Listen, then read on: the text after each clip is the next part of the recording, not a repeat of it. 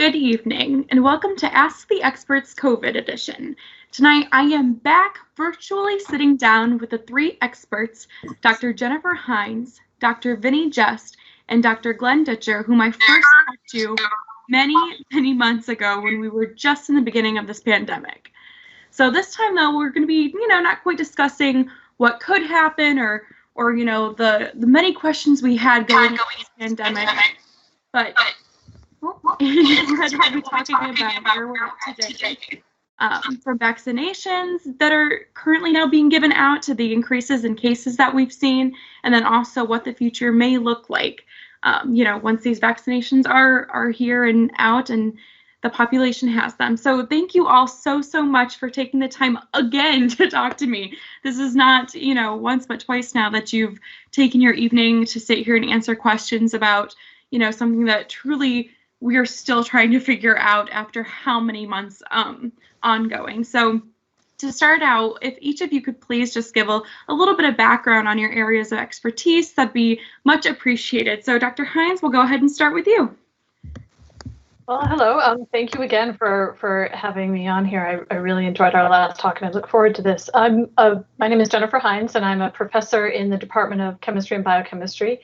And my research area is on RNA medicinal chemistry, looking at designing small molecule therapeutics to potentially treat bacterial and viral infections.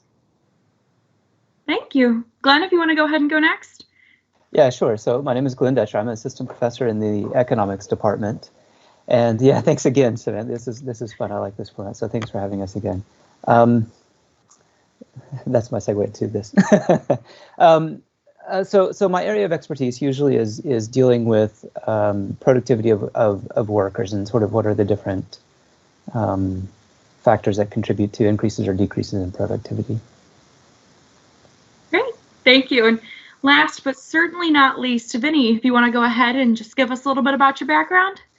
Hi, my name is Winfried Just. I'm a professor at the math department, and I study mathematical models of the spread of infectious diseases, including COVID-19. And the idea is we want to predict what's going to happen and how the cases will develop, how hospitalizations, death from the disease will develop, and how certain measures we take will affect these developments. What is going to help and what isn't going to help. Well, thank you so much again for taking the time to talk with me. I'm really looking forward to this discussion, both because I've been able to talk with you three before, but we've come a long way, and there's still, like I said, some things we're unclear of when it comes to COVID. So I'm excited to hear from you what you have to say months later now. For a reminder to our viewers, we would love to hear from you and your questions. These experts are here to answer any questions that you have. So please feel free to comment on the live stream or direct message the Ohio University social media accounts to ask those questions.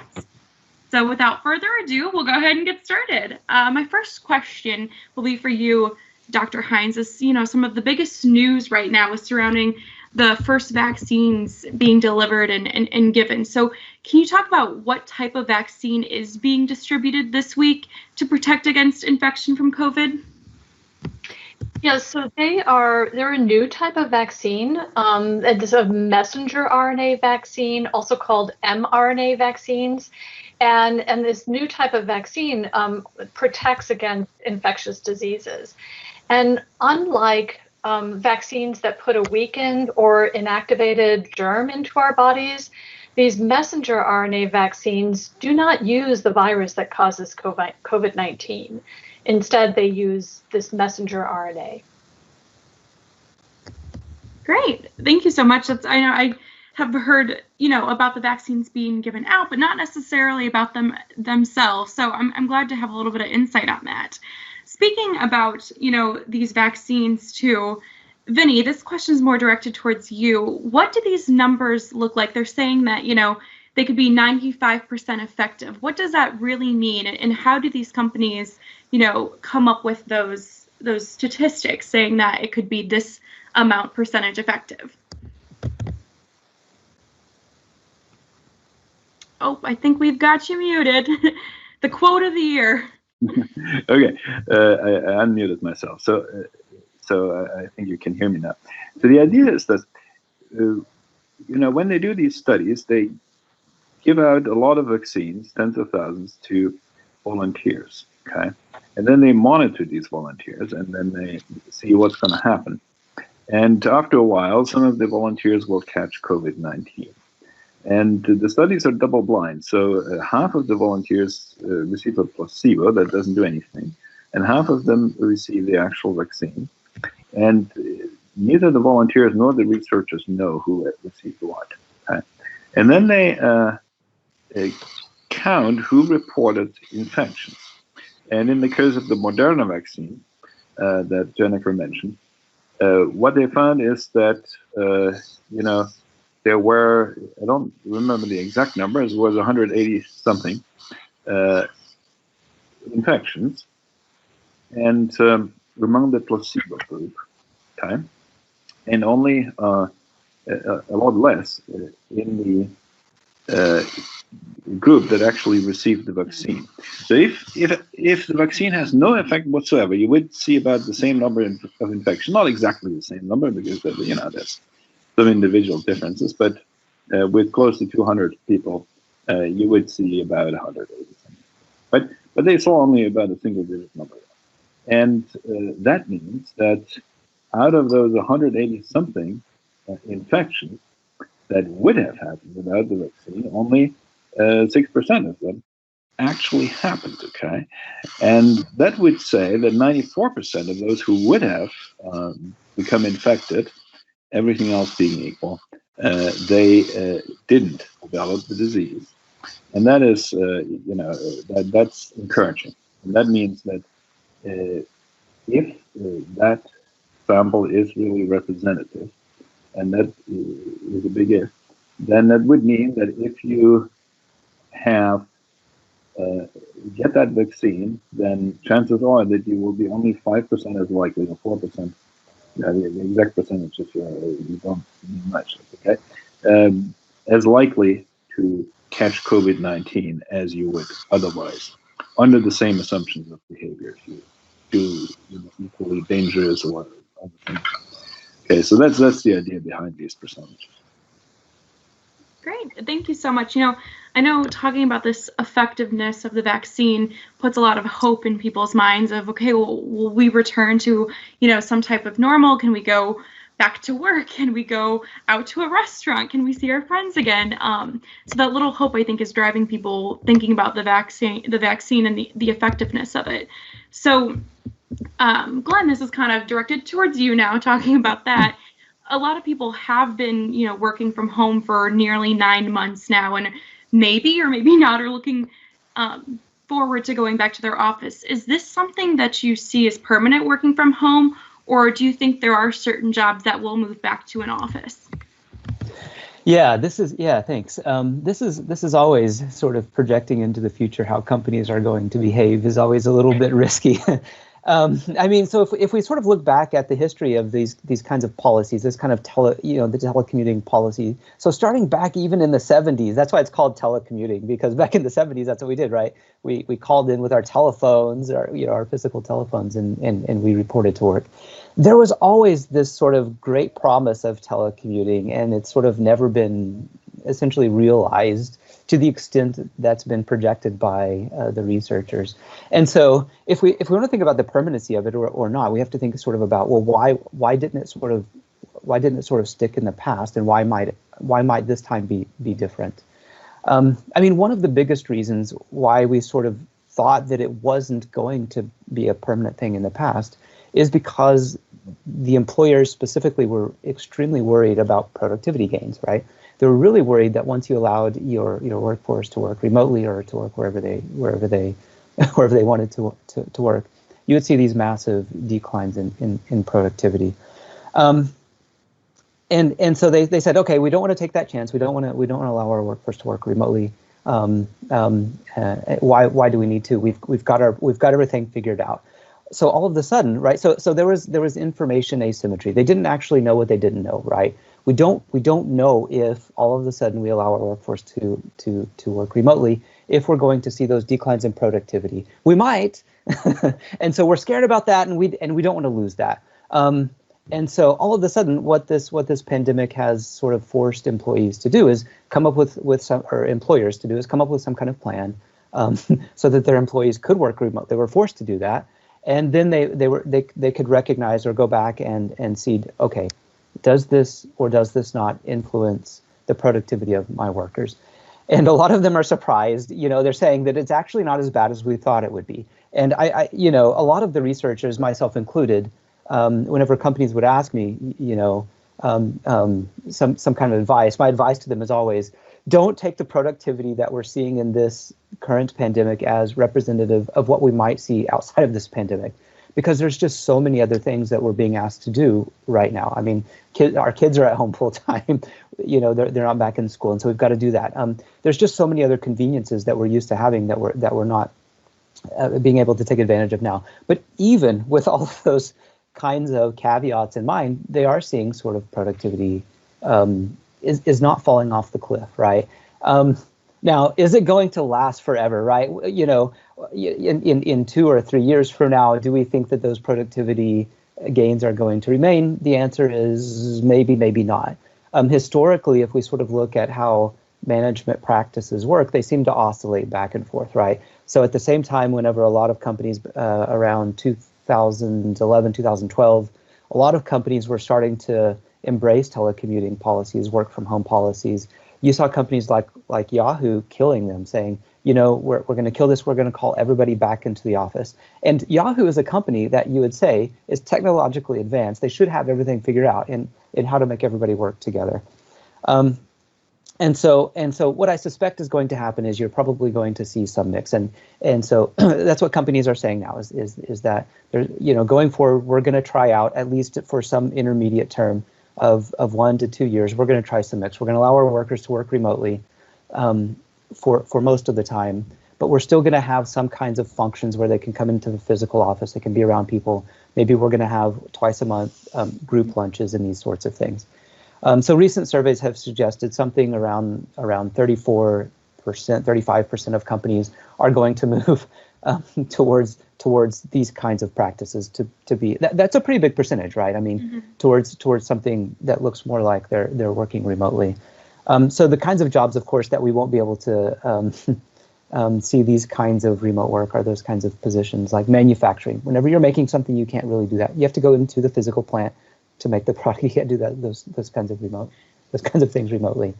And I think that creativity, the kinds of jobs that require something that is creative in output, there's still a big open question on that. I mean, there's research that we're doing that says on the one side, you can be more creative if you're on your own in sort of an unstructured environment, so not working in the cubicled workspace.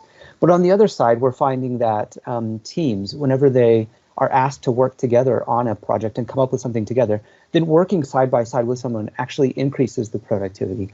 And so the extent to which we think that those kinds of things are going to sort of last long term, whether we think that kind of work from home is going to work for those kinds of industries where they're asked to create something, actually have something creative, some creative output, is going to depend on the extent to which we can adapt technologies to fit these kinds of results that we're finding.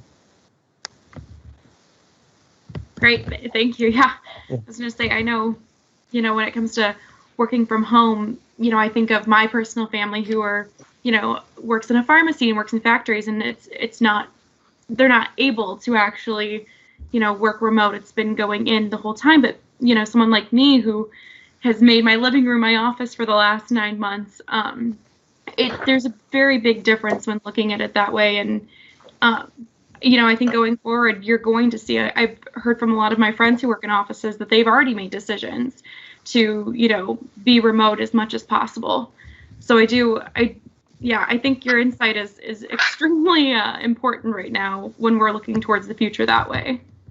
Yeah, and there's just a lot of benefits. I mean, employees really they really want that flexibility. Not everybody. Some employees really want to be around the office, but from a company's perspective, and we saw this with Nationwide, and they're headquartered in Columbus. Nationwide decided to close out all of their sort of office spaces except for 5. And they said, we're going to keep these main 5, but every other office space we're closing. And that's more of a permanent decision, because once they let that office space go, they can release it again, but it's a pretty big cost for them to find and to sort of find all of the equipment and all of the office furniture again. So to re-equip that office to be working in, it's a pretty big expense. So they're making a somewhat strategic move here to say that other than these 5 locations, all of our other employees are going to sort of work remotely, and that's what's happening sort of across the board. There's a lot of companies that are making this decision, which is going to probably be at least 1 to 2 years before they think that they can sort of think about working in a traditional office again. Great. Well, my next question is again for Jennifer. This is going back to more of the construction, I guess you could call it, of the vaccine. And you talked a little bit about the vaccine already, but can you explain more about how does the messenger RNA vaccines work? Right. So the messenger RNA, they give our cells instructions for how to make a really small piece of protein. And then our cells express that small piece of protein on the outer surface of the cell. They sort of move it after making it to the outer part of the cell. And then our natural immune system recognizes it as something foreign that doesn't belong, and so develops antibodies to it and essentially elicits the immune response. And for the COVID-19 vaccines, of which the Moderna and Pfizer-BioNTech vaccines are examples of these mRNA types of vaccines, the instructions are to make a piece of what's called the spike protein. So the coronavirus, the name of that is because it has these little things sticking out of it that are kind of like a crown. And so one of the proteins there is a spike protein. And so the mRNA vaccines have the instructions so that the cell can read that instruction, just like you read a recipe, and produce this small piece of protein. And it's a harmless small piece of the protein. It never saw the original virus at all. It has nothing to do with it, except for it's just the sequence of the protein. And so then the cell makes it look like this foreign piece of protein, and your immune system develops a response to it. And so the good thing is that, again, these mRNA vaccines never used a live virus. So a lot of the vaccines we've used in the past are ones that were either a weakened or inactivated form of the virus, and there's always a tiny, small risk. In the grand scheme of things, the vast majority, millions and millions of people are develop safe immunities based on those kinds of attenuated vaccines, but there's always the slight risk. And so with these mRNA vaccines, there is no exposure to the live virus. Your cells express the protein, small piece of the harmless protein that then your body develops the immune system to. The instructions get broken down by the cell very soon after they've made that protein. And so all that's left is just your body's remembering of that antigen, that stimulation of the immune system, such that then when your body is exposed to the virus, it can combat that with its regular immune response. I have a question, if I may jump in here. Yes, please. Yeah. What happens, if I understand you correctly, is that some cells in our organism then actually produce that spike protein, and it will then stick out of these cells, and the immune system, if it has learned how to deal with it, will attack the cells with that spike protein and will try to destroy them. So it will destroy some of our good cells. But actually, this is the way your immune system works anyway, is that when you are, infected with something, you have cells in your bodies that their whole purpose is to take pieces of what that foreign substance is and put them on their cell surface to elicit these immune responses. So it's basically taking advantage of what your your human immune system does anyway. It's just giving the instructions for what it's going to express on the outer surface of the cell. Man. And again, the nice thing is that those instructions are then like ripped up and gone away. So it doesn't last. All that lasts is what's normal, which is your immune system's memory that it was exposed to this foreign piece of a protein, such that then when it sees it again, it needs to go for it. Okay, thank you. Yeah, thank you. To wrap your head around just how that works and how our bodies work in that way, to me, I could sit here and just contemplate for the next few minutes, but we'll move on from that. But talking about and thinking about these vaccines that, here in Ohio have been delivered, and I know that there have been healthcare workers at the Wexner Center and the Wexner Hospital who have received these. But right now there are not as many vaccines by far as there are COVID cases. So speaking on kind of the COVID cases realm, Vinny, can you talk, and all of you really talk about why there is such an increase in cases currently, not just, here in the state of Ohio, but around the country, and honestly in other countries as well, they've seen spikes too? Well, it's very simple. The weather got cold, okay? And that's, we have been predicting this increase. Epidemiologists have been predicting it because, one of the things that we have been saying since March, move social life outdoors. Move, we have been repeating this, and you don't want to hear it anymore, okay? So I will shut up about that. But that's important. So the virus is mainly transmitted through droplets in the air, okay? And if they are traveling outside, they disperse, okay? If they are traveling inside in this poorly ventilated room, they will reach the nose or the mouth of somebody else, and then you have a transmission, okay? And of course, masks help a lot, but 6 feet help, but 6 feet help a lot less indoors when, there's nowhere much to travel for these things. So moving social life outdoors has been tremendously successful. Okay? We have really, we did very well over periods of time. But now, with the weather being like this, I'm really glad I sit inside my office here and not, in my garden on my porch. I cannot do this right now. And that's happening. So if you look at the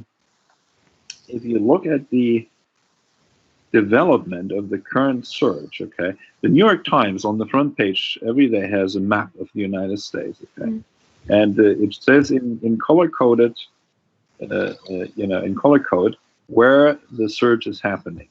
And for a while, for quite a few weeks now, these colors have moved darker as they have become darker, and the darker colors have moved south. And so it started in places like the Dakotas. You would think that the Dakotas, the safest place on earth, right? I mean, there's nobody living there, right? If somebody of the listeners is from the, it looks perfectly safe. But once the weather got cold, people congregated inside. So we had, the first big waves happened in Dakotas, Minnesota, this kind of places, Wisconsin, and then it moved south. And now we are in the middle of it.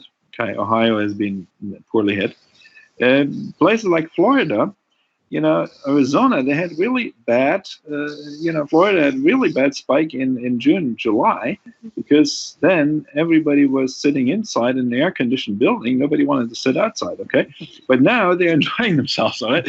So they are still being spared. It's just that simple, okay? It's just that simple. And it's not just the U.S.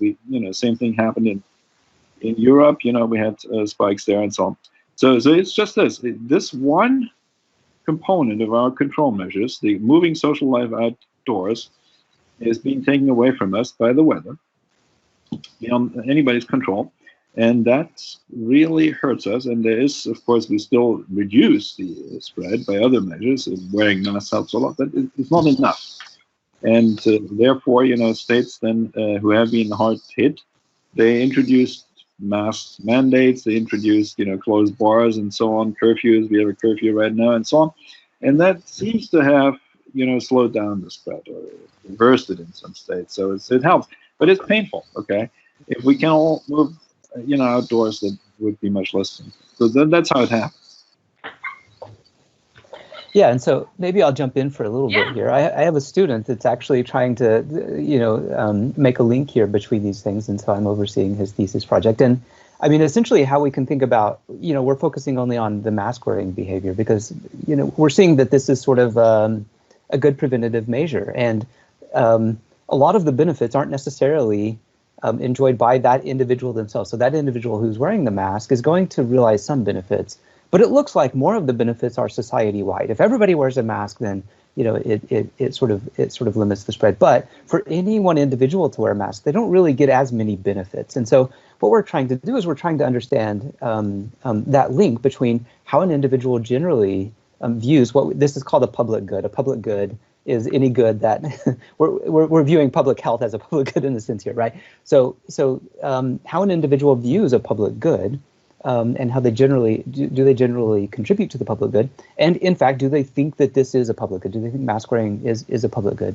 And so sort of trying to understand sort of the genesis of that and what their underlying preferences are for public goods and these kinds of things, and if that correlates with sort of mask wearing behavior, gives us some indication about what kinds of policies may be effective in order to sort of increase this kind of thing, that mask wearing behavior that could be beneficial. Yeah, so we'll have results in January or so. All right, so we'll comment those on this link so that people will know them. But there's a social aspect here, I think, too. I think Vinny is absolutely right that, once you're sort of forcing everybody in, then, it's just going to spread a little bit faster. But, trying to understand why people don't abide by the things that scientists are saying are beneficial is also, right, this sort of the social aspect of it. What is the behavior of the individuals? So kind of going off this idea of, I know for me at least, I spent a lot of my summer outdoors because that's what I could do and it felt safe. And now I definitely don't want to because of how cold it is. And it seems like, with the holidays approaching or, having already begun, people typically will go out and shop, for instance. That is, an excursion that people love to do, but with, keeping distance and increases in this, has there been this trend of people stopping shopping in person and online? And, Glenn, this is more directed at you. Can you talk about what people are spending their money on since, they're kind of quarantined more in their houses now and maybe not able to go out and shop and not spending the same money on the things they would normally? Yeah, I mean, this is really interesting, and to try and sort of look at what people are doing in terms of their habits and what are they substituting for, right? So initially we saw huge spikes in personal care toilet paper, right? People are spending buku bucks on toilet paper, but that's sort of leveled off. We're sort of in a steady state now. Toilet paper expenditures are about normal, and so that's good. The same thing for things like frozen foods, but yeah, I mean. So this correlates also with sort of where we saw the unemployment numbers. And so we saw sort of the unemployment, where we saw the biggest sort of spike in unemployment was in the retail sector. And where we saw the biggest increases in employment were sort of in the manufacturing or the warehousing sector, right? And so what does it mean, right? Okay, well, I mean, you can deduce what this means. It means people are doing a lot of online shopping. They are really avoiding the kinds of things like going into stores. They're not doing it as much as they used to, but these online shopping places are really skyrocketing. Amazon is going gangbusters right now. Great, thank you. We have our first question from social media. Stephen on YouTube asks, "Can anyone explain herd immunity?" So yeah, whoever wants to take the floor on that one. I guess that's a question to me. So the idea is, and the idea is this. And Glenn mentioned that there's some things we don't quite get mostly as people. When people think about protecting against coronavirus, for example, they think about, I want to protect myself and I want to protect my family, okay, my loved ones, my children, and that kind of thinking hurts us, okay, because what happens is if somebody gets infected, then that person may suffer or may not suffer. As coronavirus, most of the time, is not a terrible disease, okay, especially in young people. And but the moment somebody gets it, then that person can transmit it to somebody else, and then these chains of transmissions will propagate. And if you propagate a chain of transmission, you may kill somebody. Okay? That's the fact.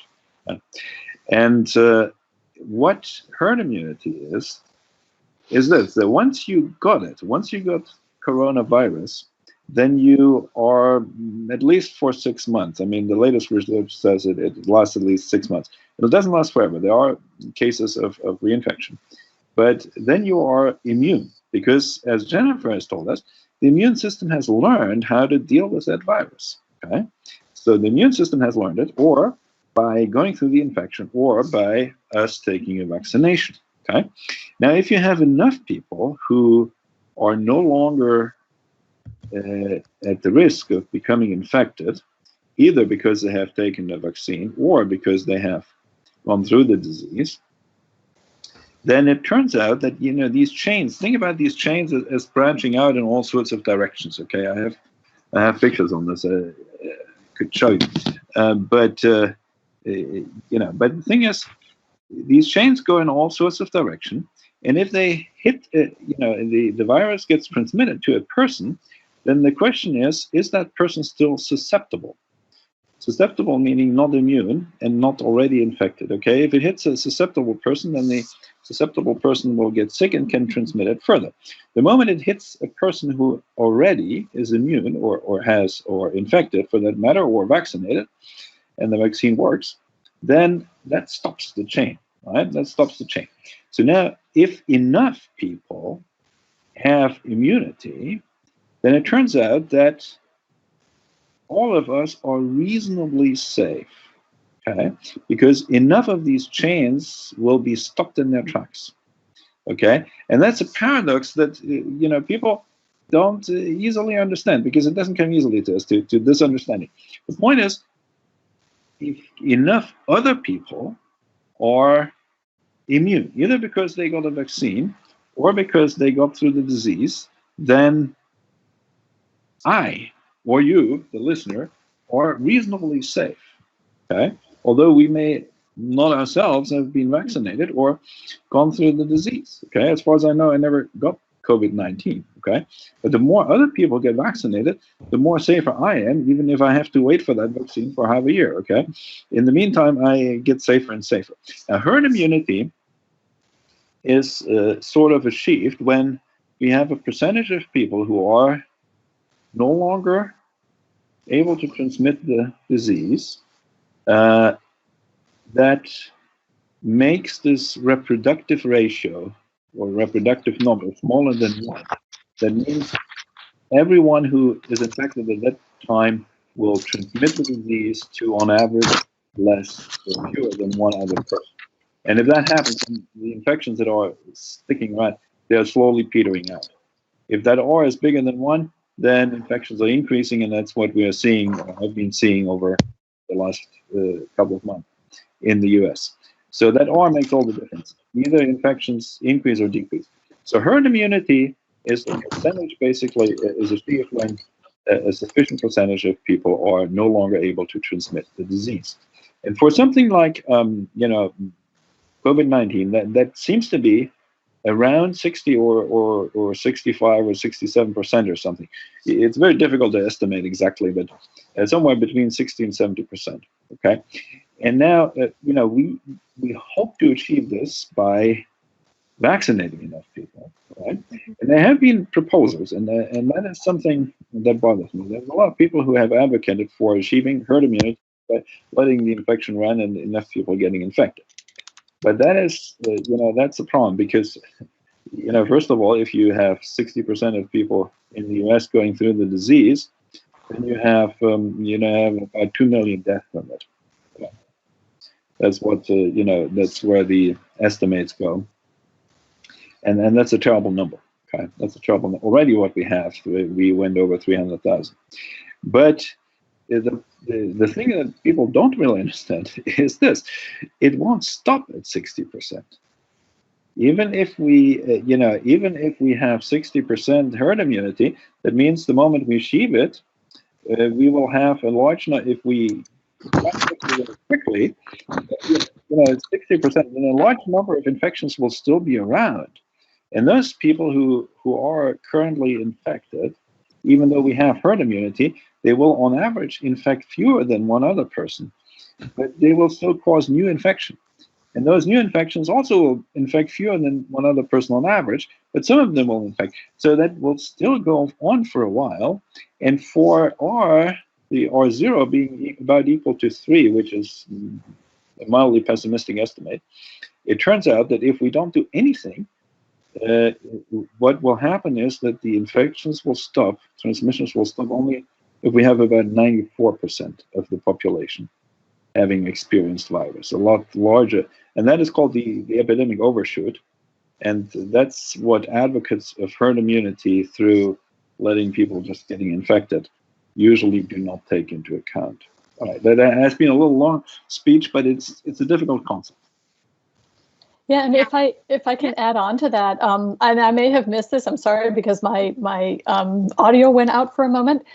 But the importance of reaching that herd immunity of sort of the 70+% is that there are some people for whom the vaccine may not be appropriate for them. So immunocompromised people, other people that their healthcare providers recommend that it's not right for them. Right, the vast majority of people it is safe for, but there might be like infants and things like that, right? So some people, they need to be protected by the rest of us. So this kind of goes back to the masking, right? That what other people do protects, in the case of vaccines, it protects them themselves, but they are really also protecting the most vulnerable people out there. Well, and speaking of safe, we actually have another question from Vicky on YouTube regarding that. Vicky asks, how safe are these vaccines? And kind of as a follow-up to that, this is a new type of vaccine, so how was it possible to develop so quickly and be safe as well? Right. So that's a really good question, and I know it's something that a lot of people are wondering. And basically, it's a new vaccine, but researchers have been working and studying on mRNA vaccines for decades, and exploring, how they can be used for treating infectious diseases. And one of the ways, the big reason why it's been possible to come up with an mRNA vaccine so much quicker than these attenuated vaccines that I talked about before is because they can be readily made from available materials. And again, the instructions is just a small little snippet of material that can be made in a lab, in a laboratory. And so, it was easier for them to be able to get a vaccine that had activity such that they could then, prove that it was safe. And again, there's decades of research behind all of this in addition. So the only thing that kind of was really new is what is the piece of instruction that needs to be given. And so once enough was known about the coronavirus to begin with, the virus behind the COVID-19 disease, once they knew what piece of harmless protein they needed to mimic, they could just synthesize the message for that in the lab and test it. And so there was a significant amount of testing. I mean, the FDA is a very cautious organization, understandably, right? Because it's just really important that treatments, medicines, vaccines are safe. And so they just recently gave the emergency use authorization after very careful review of all of the studies that the companies have been doing in terms of proving the effectiveness of this. But again, one of the reasons why it was so possible for this safe vaccine, effective vaccine to come out so quickly is because of the decades of research of trying to design the best approach for these types of messenger RNA vaccines. If I may ask a follow-up question, because you answered the question, maybe it was asked this way, but the vaccine. But of course, the Moderna is not the vaccine we have right now. Actually, Pfizer is already approved. Pfizer's is not an mRNA vaccine, and AstraZeneca, I believe, in Britain is also not an mRNA vaccine, and they were equally quickly developed. Can you right. So some of them. I mean, I'm pretty sure. I thought the Pfizer one. I thought it was. I thought it was an mRNA vaccine. I don't know. I don't know. My memory says it was as well. Yeah, that's what I thought. I was almost positive the Pfizer one was an mRNA vaccine. So those that is how those are working, right? The Moderna and the Pfizer one are the mRNA vaccines, if I'm remembering correctly. And then the other one, if I understand correctly, is that it was sort of piggybacking on other vaccine developments that have been used for trying to treat other, coronaviruses, right? So the coronavirus is a broad class of viruses, of which the specific virus, it's called SARS-CoV-2. If you spell out all the acronyms of it, it sounds like that. It is a specific one. And so they took information from what they knew about vaccine development for treating other similar viruses and applied it in the sort of that more traditional approach of vaccine development. So that's how that one was able to move forward more quickly too. But the interesting thing about and again, I thank you for catching me on that, Vinny. I mean, when I say I was meaning more specifically in the class of mRNA vaccines, right? And these types of vaccines, they're actually investigating them for treating definitely other infectious diseases. Again, the decades of research that's been going on for this. And the other thing that's actually kind of exciting about this type of vaccine is that they're investigating using it to try to treat cancer.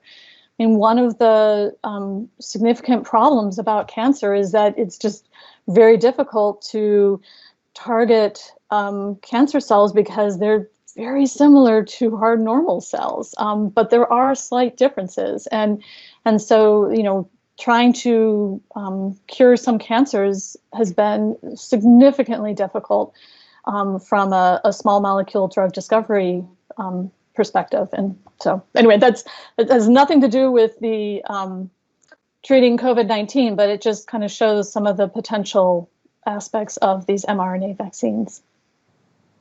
Again, it's just what differs between them is just the instructions, and you can dial in different instructions for mimicking, for telling the cell what little piece of harmless protein it needs to make. You can just give it a different instruction to make a different harmless protein that then your immune system responds to. Interesting. Thank you. I was saying we had someone ask through social the differences between the two, but I think you did a great job of kind of explaining the differences there. Our next question is from Kevin on social media, and this is directed more towards you, Glenn.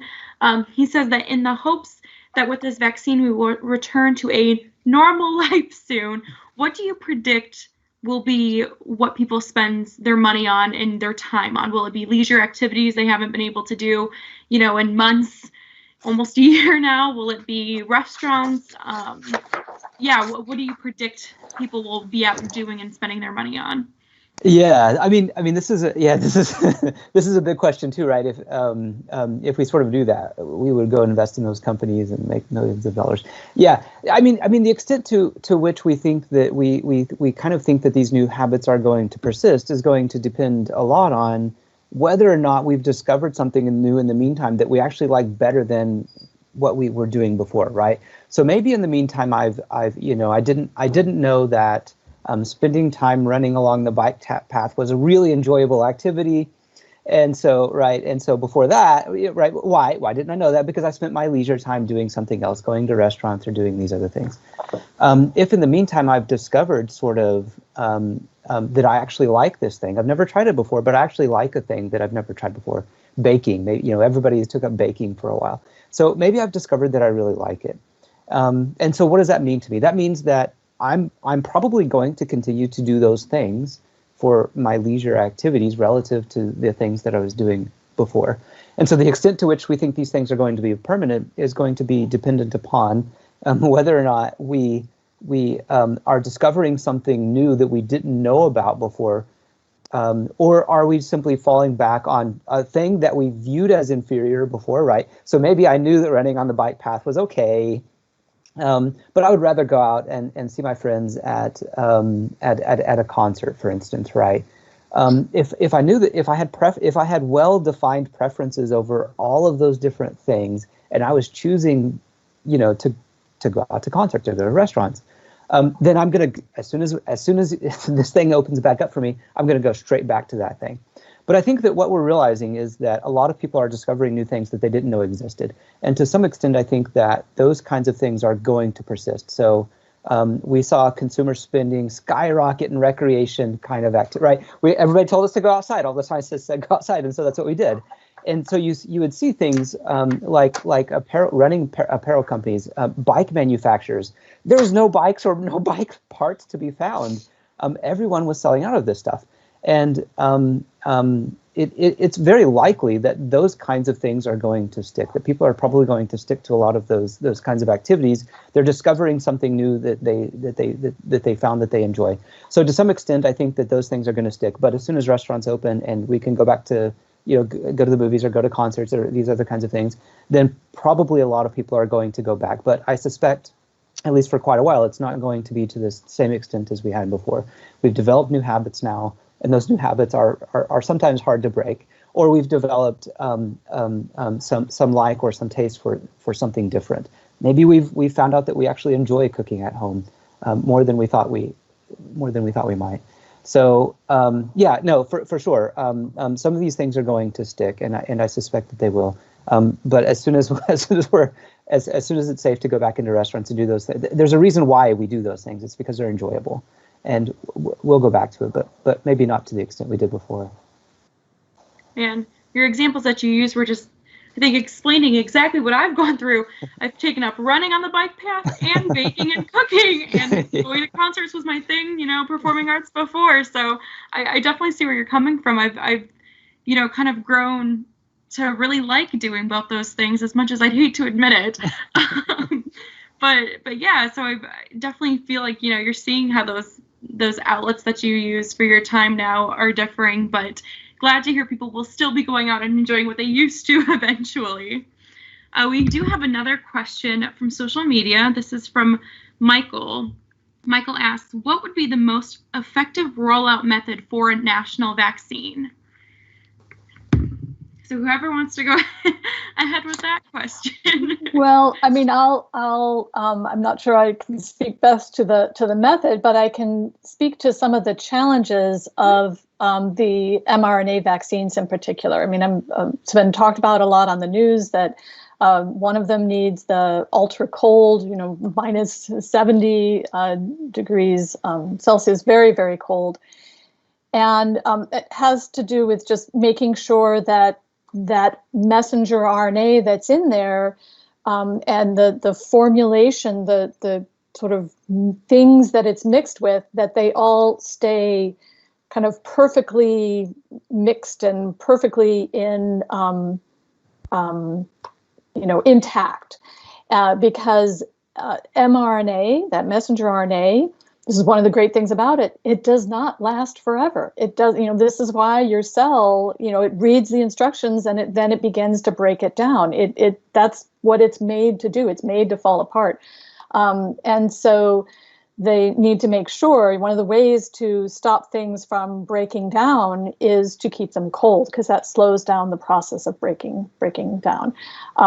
So that's, one of the reasons. And so then that makes it really challenging to distribute something if you have to distribute it in like something really, really cold. And that's, one of the logistical challenges. But as far as I've heard, they are, packing things in dry ice containers and things like that. I mean, you can move things around. There's we have the Sterling Ultra Cold, I think, that in town here that has been involved in some of that, transporting things in the ultra cold that it needs to be transported in.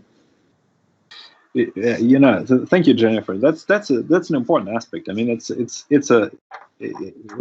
not easy, and I think a little bit by the excitement there's overdone, because it's not like okay, we have the vaccine, we get approved, and then next week that's not going to happen. But I think that what people are most worried about is when will who be allowed to get the vaccine. Okay? And that's another one of those things that Glenn mentioned, where our ethical thinking is not catching up with the challenge, okay? Because the natural thing for us would be to say, let's vaccinate those people who are most vulnerable, people in nursing homes, people who are most likely to develop complications. And that may not be the best thing to do, as much as we would like to protect these people, because the most effective way in terms of preventing the largest number of death and suffering is to vaccinate first those people who are most likely to transmit the virus to others. Okay? To catch it from the first place and then to transmit it to others. Okay? To cut as many chains of transmission as possible. And therefore, the first group that should get the vaccine is healthcare workers. Mm-hmm. Okay? Even though, many of them are young, healthy, have nothing to fear or not much to fear from the disease itself. They're in the front lines. And when they get it, then they will transmit it to somebody else. Okay? You can, and that's something that makes a big difference. And there are other people who, by nature of their professions, come in contact with a lot of other people and transmit it, and that we should take care of these groups, okay? And then then maybe we can think about people who are in that most vulnerable group and vaccinate them. And the fact is that most people at an advanced age, they don't have that many social contacts. Okay, and although people in nursing homes are most likely to succumb to the disease and die from it, they are not having that many contacts. Don't come into that many contacts where they can transmit it to others. So it would be more effective actually to vaccinate the people who work in these nursing homes and who take care of the people who live there than the people who live there themselves. Now, what I'm saying is not uncontroversial, and expect big discussions about it. Okay, but that's these are the two point of views. Do we try to cut as many chains of transmissions, or do we try to immediately protect those people who are most at risk? And I mean, there's something to be said about both sides of the coin. Since I study chains of transmissions, I'm coming down on the side of let's protect the people who are potentially in most chains of transmissions. But I don't have all the answers. But I think that's something we definitely need to think about. Yeah, one of the challenges is just making sure that there are enough vaccines. I mean, if there was enough vaccines right now that anybody, you could just immediately, even the whole sort of ultra cold transportation outside of the fact, right? But the challenge is that there are not that many doses right now, because all of these companies, they were sort of pre-preparing doses, hoping that all of the safety testing would come through okay and that they would get approved and such. So there were lots of different possibilities that were being pursued. And so now that it's clear which ones are really working and which ones are being approved, now they can really ramp up and scale up production and have more doses. And that is sort of the rollout, right? So that is really a lot of the challenge. And in terms of just to kind of give a little an additional context to what Vinny was discussing. I mean, there are these ethics panels that have been, debating and deciding and advocating for what the proper, what the most ethical and effective rollout should be. And definitely the healthcare workers and first responders are at the very top. And then, along with that, the congregate setting nursing homes, because, those people represent a very small fraction of those who are infected with the COVID-19, but a huge percentage, I think it's like 40% of the deaths are, I don't know if I have my numbers right, but 40% of the deaths are due to people in nursing homes. Wow, yeah, thank you both for that insight. I know a lot of news outlets and people have been talking about where's your place in line to get the vaccine, and it's been, I feel like, pretty widely debated right now between those two different groups, like you mentioned, Vinny. So it's nice to have some insight from both of you on the ethical dilemmas there, as well as what would make the most sense, or even if it is a make the most sense versus the whole transmission for those who are going to be out on the front lines and those who are going to be the ones carrying it to others. So I think that is still a question very much in the heads of a lot of people, and I guess we're going to have to just see how the rollout does happen. But for now, we do know that our frontline workers are the ones getting these vaccines first, and I know and I'm sure all of you are also extremely grateful for the work that they have been doing, and I'm glad to see that this vaccine is out and getting to them so they can continue to do a great job. We are unfortunately out of time and have all of our questions, but I do want to leave the floor open for just a minute or two if there's any other messages that you want to bring up or information that you want to provide to the live stream. I think the one thing I would add is that if people have concerns about whether or not the vaccine is right for them, best place to start is your healthcare provider. Trust what your healthcare provider recommends that you should do. It's great advice. Well, hearing no other additions, and please cut me off if you do have them. Thank the three of you so much for sitting down and discussing COVID with me again. I thoroughly enjoyed talking to you the first time and this time as well, especially learning some new information about the vaccine and about the epidemiology of it, and what people have been doing working from home and spending, and what that will be like going forward. I think we all got a really good information regarding that. As a reminder to our viewers, if you did have a question that didn't get asked or you're thinking of it now, please feel free to comment in the live stream or direct message us your questions, and we will get them to these experts to answer for you. Again, thank you to the three of you. Thank you to all of our frontline workers who have put yourselves in this pandemic, helping us out every day. It is much appreciated, and words cannot describe that appreciation, but we do want to thank you. And from the bottom of my heart, thank you all for the work you do. Wear a mask, and have a good night. Thank you, Samantha. Yeah, thank you so much. Thank you so much, everybody, and I hope to see you all on the bike path. And let's support the economy by buying warm clothes and spend some time outside. Yep, definitely.